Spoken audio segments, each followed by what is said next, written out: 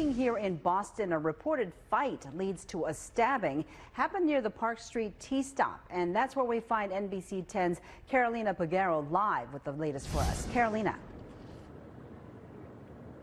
Well, Boston police still here on scene with blocked off Park Street Station as well as part of Tremont. You can see yellow tape still here on the scene. Just after 9 p.m., a fight and stabbing were reported near the area. It's heavy traffic area, and according to officials, a victim was transported to a local hospital, still unknown of their condition, and the investigation still continues. Carolina Peguero, NBC 10 Boston.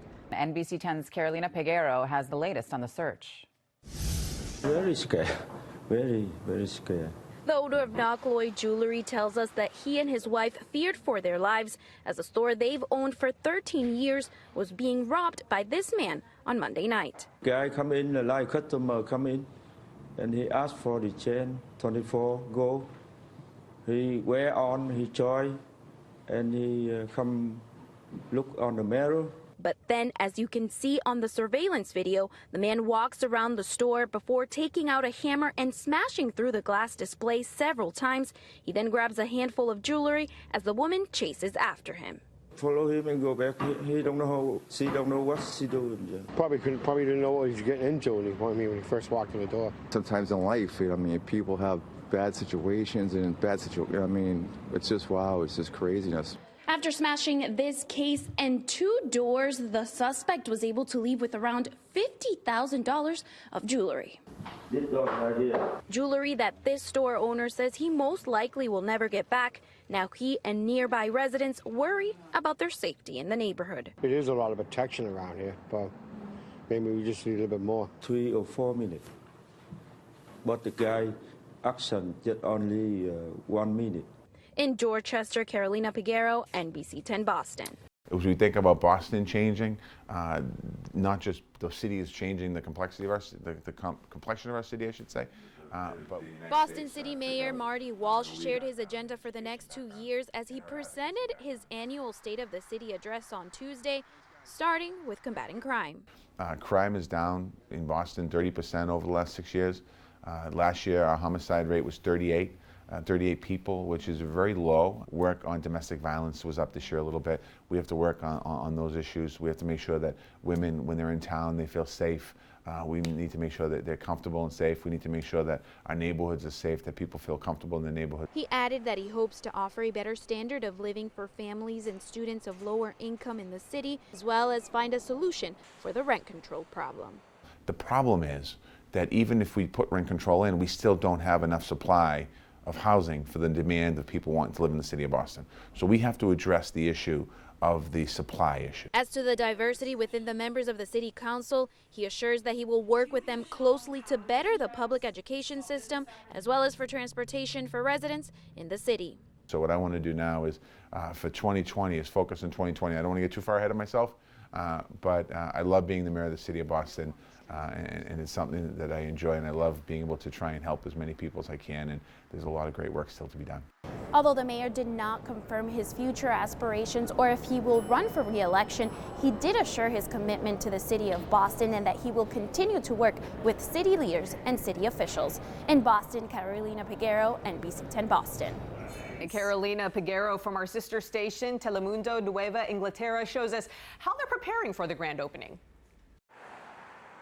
Traffic on the Lynn Way is already a struggle for many drivers here, but employees at Apotheca, the medical marijuana shop that will be selling recreational weed starting Saturday, say they will have traffic congestion under control. We're expecting a good amount of people, anywhere from, I would say, about 500 to a few thousand people. This parking lot's going to be completely shut down.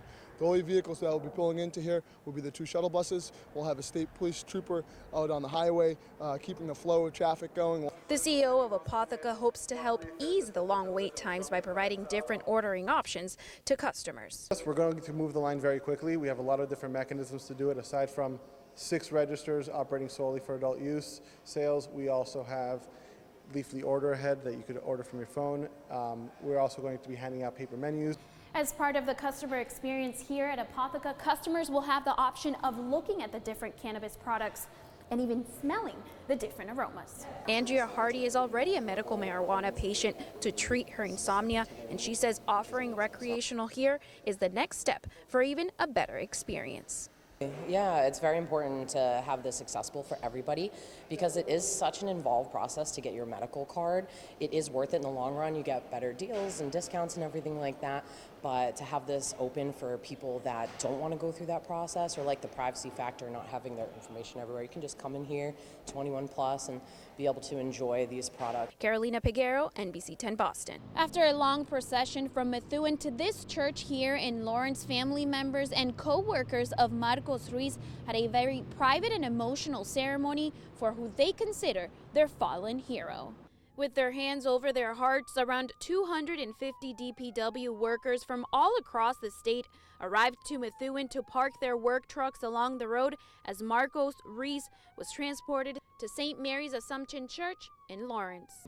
We're here to show our respects, to the family and Tony and let them know that we care for him. It means a lot, but the camaraderie for sure. I mean, this is impressive to see this whole thing. I've never really been a part of something like this before, so to see everyone here and everybody involved and taking the time to come out and show their respect, I think that's really awesome. A tribute to their fallen hero who was fatally shot January 15th while he worked repairing potholes in the city. Today he was followed by loved ones to what would be his final resting place. We do a lot of different stuff on the roads, the open roads. We plow in the winter. We do all kinds of dangerous stuff. So it's important that we stick together.